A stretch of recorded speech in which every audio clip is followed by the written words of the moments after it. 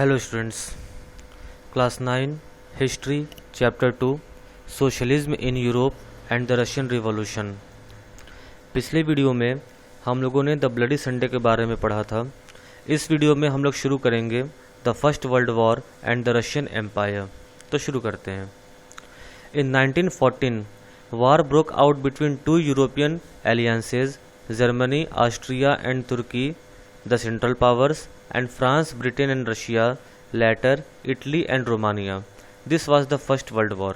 यानी 1914 में दो यूरोपीय संघीय शक्तियों के बीच में युद्ध शुरू हुआ। पहली शक्ति थी सेंट्रल पावर, जिसमें जर्मनी, ऑस्ट्रिया और तुर्की ये तीन देश थे, और दूसरी तरफ फ्रांस, ब्रिटेन और रशिया, जिसमें बाद में इटली और रोमानिया भी शामिल हुए। इसी को पहला विश्व युद्ध कहा जाता है। In Russia the first world war was initially very popular, but later the support grew thin because the tsar refuse to consult the main parties in the Duma. Russia में शुरुआत में तो प्रथम विश्व युद्ध काफ़ी लोकप्रिय तरीके से चल रहा था, इसे काफ़ी समर्थन भी मिल रहा था, लेकिन बाद में यह समर्थन धीरे धीरे कम होने लगा क्योंकि जार ने ड्यूमा के मेन पार्टी से कंसल्ट करने को मना कर दिया। एंटी जर्मन सेंटिमेंट्स रैन हाई, और रशिया में एंटी जर्मन भावनाएं भी बहुत तेज़ी से बढ़नी शुरू हुई, जिसका नतीजा ये हुआ कि सेंट पीटर्सबर्ग के नाम को बदलकर पेट्रोग्राड कर दिया गया, क्योंकि सेंट पीटर्सबर्ग एक जर्मन नाम था। Between 1914 and 1916, Russian army lost badly in Germany and Austria. 1914 और 1916 के बीच रशियन आर्मी जो थी वह जर्मनी और ऑस्ट्रिया में उसकी बहुत बुरी तरीके से हार हुई। Russian army destroyed crops and buildings to prevent the enemy from being able to live off the land. और हार के बाद जब वह पीछे की तरफ बढ़ रहे थे, यानी कि हारने के बाद जब रशियन आर्मी पीछे की ओर भाग रही थी, तो रास्ते में जितने भी खेत पड़ रहे थे और जितने भी बिल्डिंग्स मिल रही थी, उन सबको रशियन आर्मी ने नष्ट करना शुरू कर दिया। यानी अपने ही देश के क्रॉप्स को, यानी कि फसलों को और बिल्डिंग्स को उन्होंने नष्ट करना शुरू कर दिया, ताकि जो दुश्मन देश की जो सैनिक हैं वे कहीं पर भी रुक कर आराम न कर पाएँ। The war also affected the industry, जिसका नतीजा ये हुआ कि जो उद्योग थे इसका भी काफ़ी बुरा असर पड़ा रशिया पर। The country was cut off from other suppliers of industrial goods by German control of the Baltic C.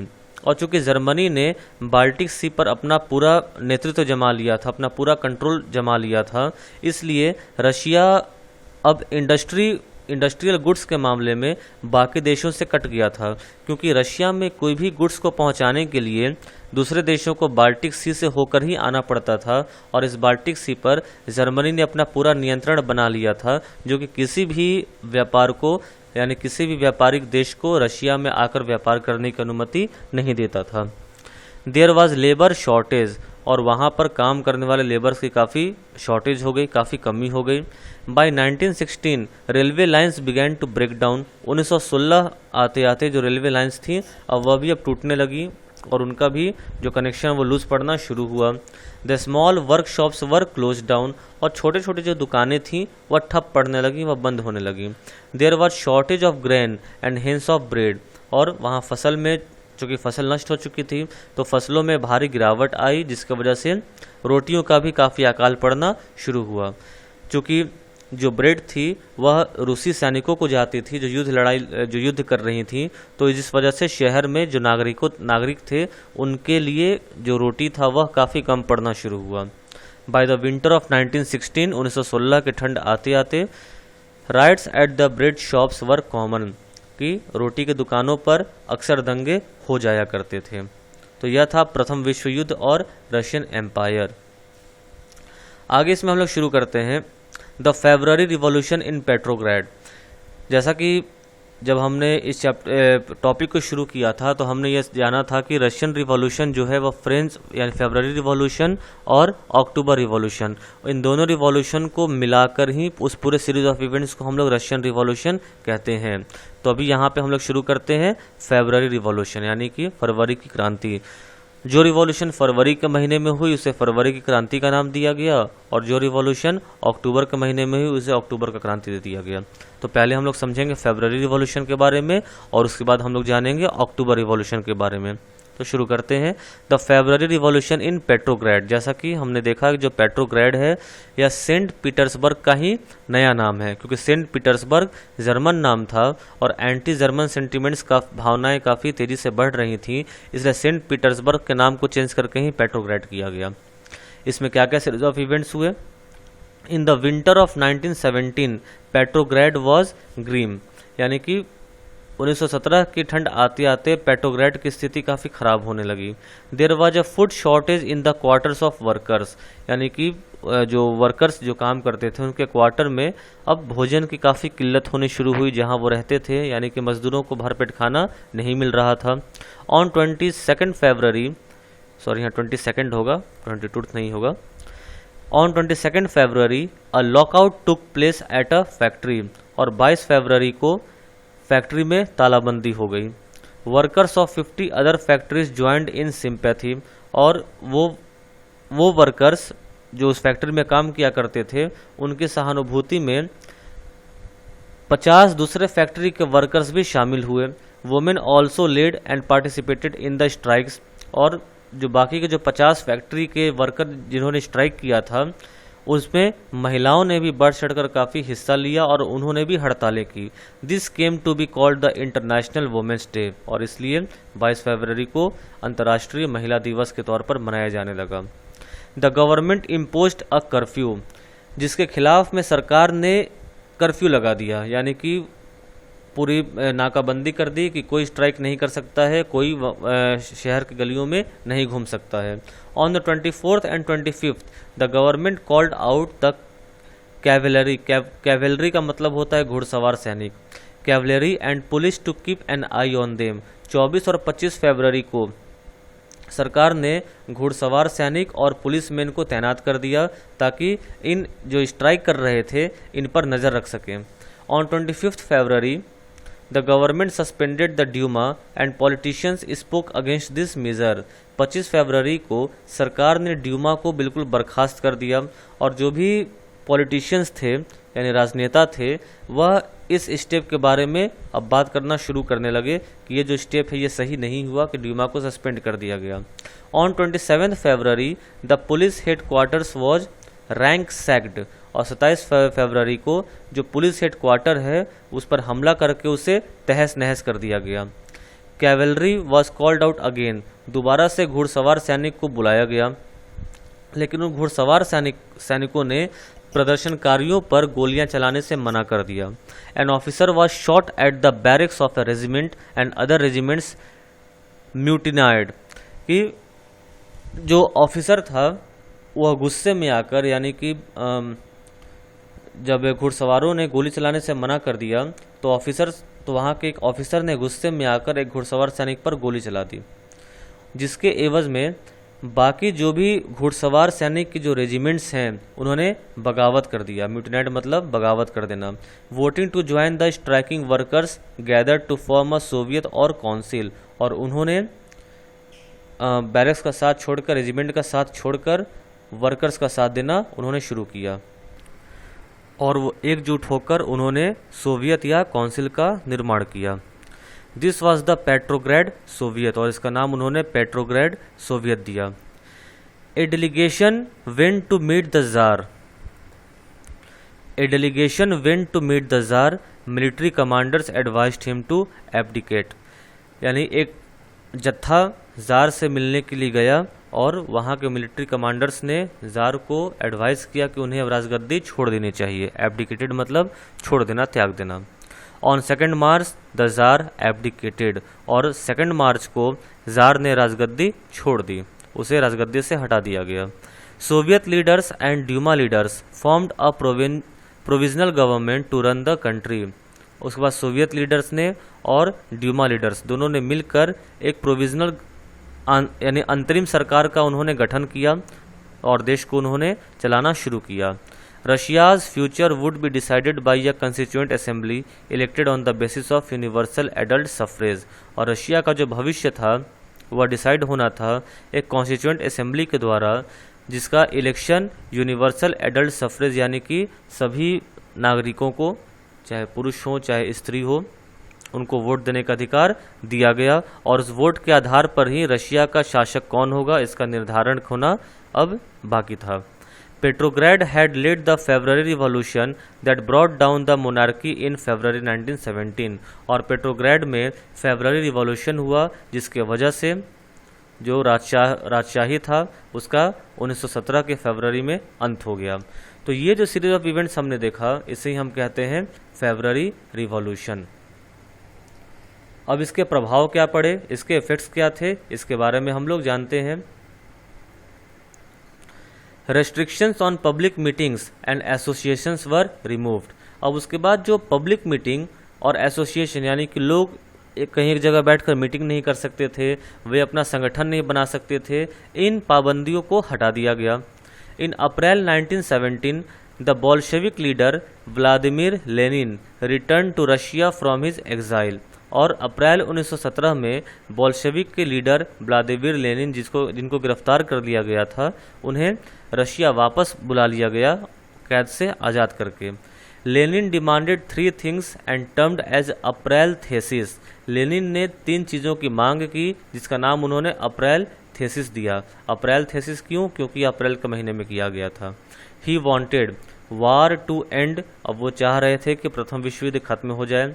Land to be transfer to the peasants. जो भूमि है या नोबल्स की जो भूमि है वह किसानों को दे दी जाए। Banks to be nationalised. और जो जितने भी बैंक हैं वो सभी राष्ट्रीयकृत हो जाए, सभी नेशनलाइज्ड हो जाए यानी कि वो सरकार के अधीन हो जाए। He also emphasized on renaming the Bolshevik Party to the Communist Party। और उन्होंने इस बात पर भी जोर दिया कि बोल्शेविक पार्टी का नाम चेंज करके, नाम बदलकर उसका नाम अब कम्युनिस्ट पार्टी कर दिया जाए। Soviets were set up everywhere. अब हर जगह सोवियत सेटअप हो चुके थे। In individual areas factory committees were formed which began questioning the way industrialist ran their factories. और इन इंडिविजुअल एरियाज़ में यानी कि जगह जगह पर, अलग अलग जगहों पर जो फैक्ट्री कमिटीज़ थीं वह बनाई गई, उनका गठन किया, जो कि अब इस बात पर वे क्वेश्चन करने लगे इंडस्ट्रियलिस्ट से कि किस तरह से फैक्ट्रीज़ को चलाया जाए।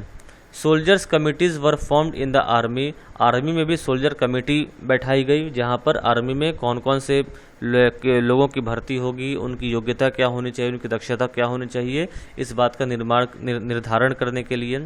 The provisional government saw it's power declining and Bolshevik influence grow. और फिर हमने देखा जो प्रोविजनल गवर्नमेंट बनी हुई थी यानी कि जो ड्यूमा लीडर थे उनको मिलाकर और साथ ही साथ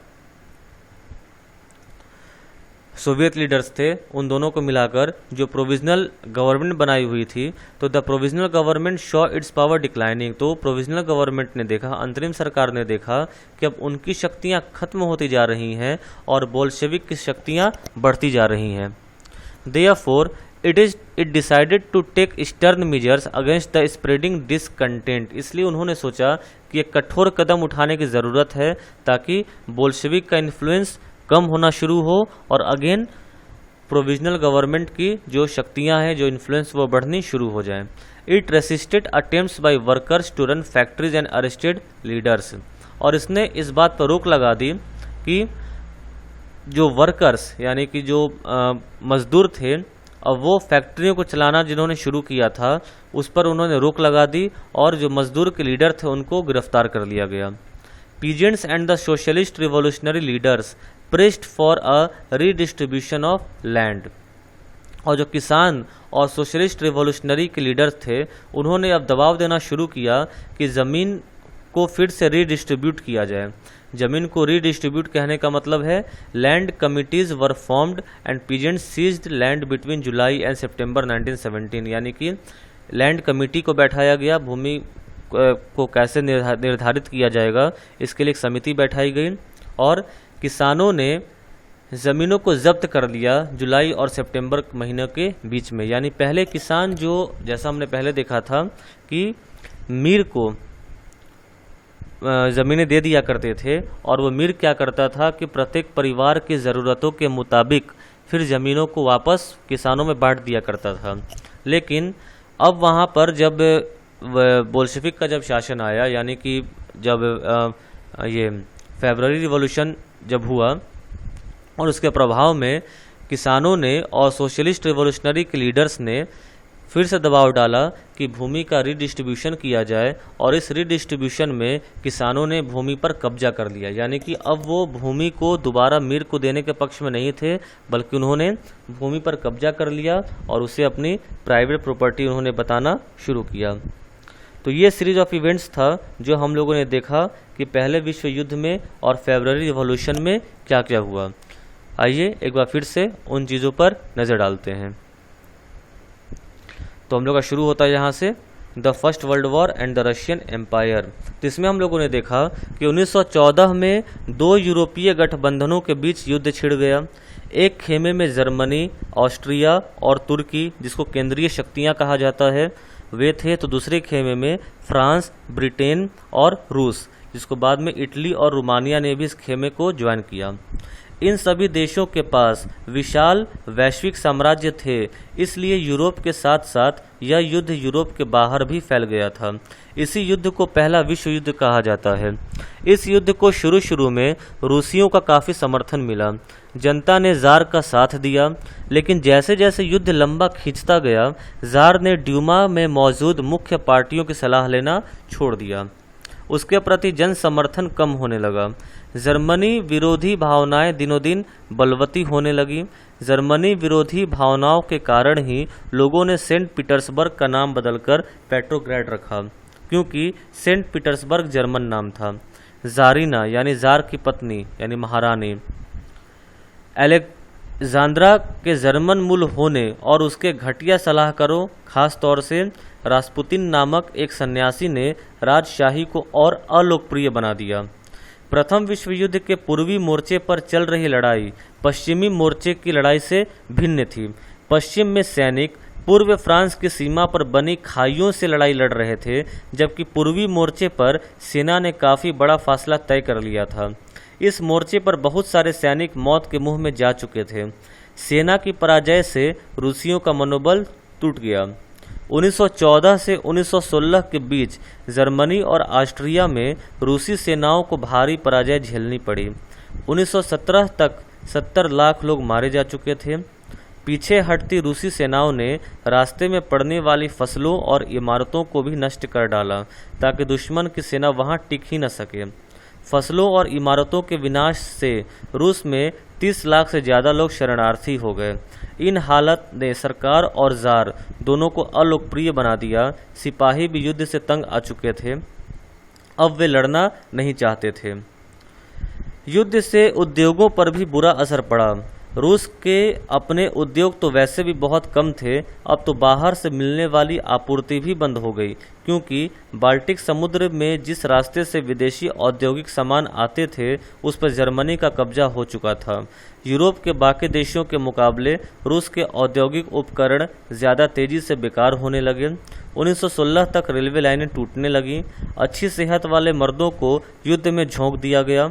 देश भर में मजदूरों की कमी पड़ने लगी और ज़रूरी सामान बनाने वाली छोटी छोटी वर्कशॉप्स ठप होने लगी।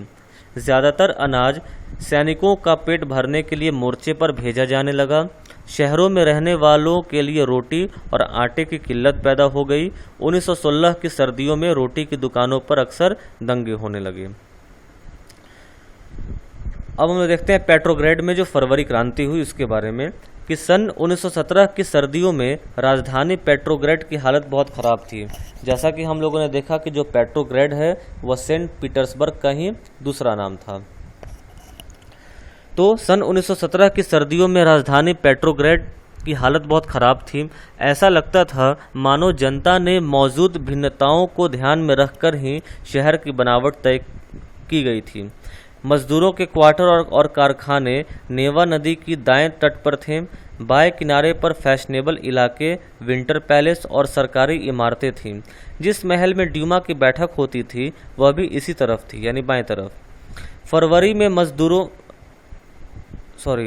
जिस महल में ड्यूमा की बैठक होती थी वह भी इसी तरफ से यानी कि दाएं तरफ थी। फरवरी में मजदूरों के इलाकों में खाद्य पदार्थों की भारी कमी पैदा हो गई। उस साल ठंड भी कुछ ज़्यादा पड़ी थी। भीषण कोहरा और बर्फबारी हुई थी। संसदीय प्रतिनिधि चाहते थे कि वे निर्वाचित सरकार बची रहे, इसलिए वह जार द्वारा ड्यूमा को भंग करने के लिए की जा रही कोशिशों का विरोध कर रहे थे। 22 फरवरी को दाएं तट पर स्थित एक फैक्ट्री में तालाबंदी घोषित कर दी गई। अगले दिन इस फैक्ट्री के मजदूरों के समर्थन में 50 फैक्ट्रियों के मजदूर ने भी हड़ताल का ऐलान कर दिया। बहुत सारे कारखानों में हड़ताल का नेतृत्व औरतें कर रही थीं। इसी दिन को बाद में अंतर्राष्ट्रीय महिला दिवस का नाम दिया गया। आंदोलनकारी जनता बस्ती पार करके राजधानी के बीचों बीच नेव्स्की प्रोस्पेक्ट तक आ गई। इस समय तक कोई राजनीतिक पार्टी आंदोलन को सक्रिय रूप से संगठित और संचालित नहीं कर रही थी। जब फैशनेबल रिहायशी इलाकों और सरकारी इमारतों को मजदूरों ने घेर लिया तो सरकार ने कर्फ्यू लगा दिया। शाम तक प्रदर्शनकारी तितर बितर हो गए, लेकिन 24 और 25 तारीख को वह फिर इकट्ठा होने लगे। सरकार ने उन पर नज़र रखने के लिए घुड़सवार सैनिकों और पुलिस को तैनात कर दिया। रविवार 25 फरवरी को सरकार ने ड्यूमा को बर्खास्त कर दिया। सरकार के इस फैसले के खिलाफ राजनीतिज्ञ बयान देने लगे। 26 तारीख को प्रदर्शनकारी बहुत बड़ी संख्या में बाएं तट के इलाके में इकट्ठा हो गए। 27 को उन्होंने पुलिस मुख्यालयों पर हमला कर उसे तहस नहस कर दिया। रोटी, तनख्वाह, काम के घंटों में कमी और लोकतांत्रिक अधिकारों के पक्ष में नारे लगाते असंख्य लोग सड़कों पर जमा हो गए। सरकार ने स्थिति पर नियंत्रण कायम करने के लिए एक बार फिर घुड़सवार सैनिकों को तैनात कर दिया, लेकिन घुड़सवार सैनिकों ने टुकड़ियों के प्रदर्शनकारियों पर गोली चलाने से इनकार कर दिया। गुस्साए सिपाहियों ने एक रेजिमेंट की बैरक में अपने ही एक अफसर पर गोली चला दी। 3 दिन दूसरी रेजिमेंटों ने भी बगावत कर दी और हड़ताली मजदूर के साथ आ मिले। उस शाम सिपाही और मजदूर एक सोवियत या परिषद का गठन करने के लिए उसी इमारत में जमा हुए जहां अब तक ड्यूमा की बैठक हुआ करती थी। यहीं से पेट्रोग्राड सोवियत का जन्म हुआ। अगले दिन प्रतिनिधिमंडल जार से मिलने गया। सैनिक कमांडरों ने उसे सलाह दी कि वह राजगद्दी छोड़ दे। उसने कमांडरों की बात मान ली और 2 मार्च को गद्दी छोड़ दी। सोवियत और ड्यूमा के नेताओं ने देश का शासन चलाने के लिए एक अंतरिम सरकार बना ली। तय किया गया कि रूस के भविष्य के बारे में फैसला लेने की जिम्मेदारी संविधान सभा को सौंप दी जाए और उसका चुनाव सार्वभौमिक वयस्क मताधिकार के आधार पर किया जाए। फरवरी 1917 में राजशाही को गद्दी से हटाने वाली क्रांति का झंडा पेट्रोग्राड की जनता के हाथों में था। और देखते हैं कि फरवरी रिवॉल्यूशन का इफेक्ट क्या हुआ। अंतरिम सरकार ने सैनिक अधिकारी, भूस्वामी और उद्योगपति प्रभावशाली थे। उसमें उदारवादी और समाजवादी जल्दी से जल्दी निर्वाचित सरकार का गठन चाहते थे। जनसभा करने और संगठन बनाने पर लगी पाबंदी हटा ली गई। हालांकि निर्वाचन का तरीका सब जगह एक जैसा नहीं था, लेकिन पेट्रोग्राड सोवियत की तर्ज पर सब जगह सोवियतें बना ली गईं। अप्रैल 1917 में बोल्शेविकों के निर्वासित नेता व्लादिमीर लेनिन रूस लौट आए। लेनिन के नेतृत्व में बोल्शेविक 1914 से ही युद्ध का विरोध कर रहे थे। उनका कहना था कि अब सोवियतों को सत्ता अपने हाथों में ले लेनी चाहिए। लेनिन ने बयान दिया कि युद्ध समाप्त किया जाए, सारी जमीन किसानों के हवाले की जाए और बैंकों का राष्ट्रीयकरण किया जाए। इन 3 मांगों को लेनिन ने अप्रैल थीसिस का नाम से जाना जाता है। उन्होंने ये भी सुझाव दिया कि अब अपने रेडिकल उद्देश्यों को स्पष्ट करने के लिए बोल्शेविक पार्टी का नाम कम्युनिस्ट पार्टी रख दिया जाए। बोल्शेविक पार्टी के ज़्यादातर लोगों को अप्रैल थीसिस के बारे में सुनकर काफ़ी हैरानी हुई। उन्हें लगता था कि अभी समाजवादी क्रांति के लिए सही वक्त नहीं आया है, इसलिए फिलहाल अंतरिम सरकार को ही समर्थन दिया जाना चाहिए। लेकिन अगले कुछ महीनों में घटनाओं ने उनकी सोच बदल दी। गर्मियों में मजदूर आंदोलन और फैल गया।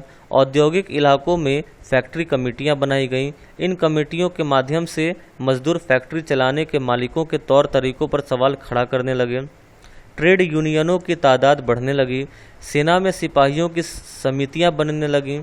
जून में लगभग 500 सोवियतों ने अखिल रूसी सोवियत कांग्रेस में अपने प्रतिनिधि भेजे। जैसे जैसे अंतरिम सरकार की ताकत कमजोर होने लगी और बोल्शिविकों का प्रभाव बढ़ने लगा। सरकार असंतोष को दबाने के लिए सख्त कदम उठाने लगी। सरकार ने फैक्ट्रियां चलाने की मजदूरों द्वारा की जा रही कोशिशों को रोकना और मजदूरों के नेताओं को गिरफ्तार करना शुरू कर दिया। जुलाई 1917 में बोल्शेविकों द्वारा आयोजित किए गए विशाल प्रदर्शनों का भारी दमन किया गया। बहुत सारे बोल्शेविक नेताओं को छिपना या भागना पड़ा। गांव में किसान और उनके समाजवादी क्रांतिकारी नेता भूमि पुनर्वितरण के लिए दबाव डालने लगे। इस काम के लिए भूमि समितियां बना दी गई थीं। सामाजिक क्रांतिकारियों से प्रेरणा और प्रोत्साहन लेते हुए जुलाई से सितंबर के बीच किसानों ने बहुत सारी ज़मीन पर कब्जा कर लिया था। तो ये हम लोगों ने देखा फ्रांस की क्रांति और फरवरी रिवॉल्यूशन में हो रहे सीरीज ऑफ इवेंट्स, और उसके बाद क्या हुआ इसके बारे में हम लोगों ने जाना। अब अगले पार्ट में हम लोग अक्टूबर रिवॉल्यूशन के बारे में पढ़ेंगे और उसके सीरीज ऑफ इवेंट्स और उसके आफ्टर इफेक्ट्स के बारे में जानेंगे। इन टॉपिक्स को समझने में कोई प्रॉब्लम हुई तो आप कमेंट सेक्शन में कमेंट करके पूछ सकते हैं। Thank you.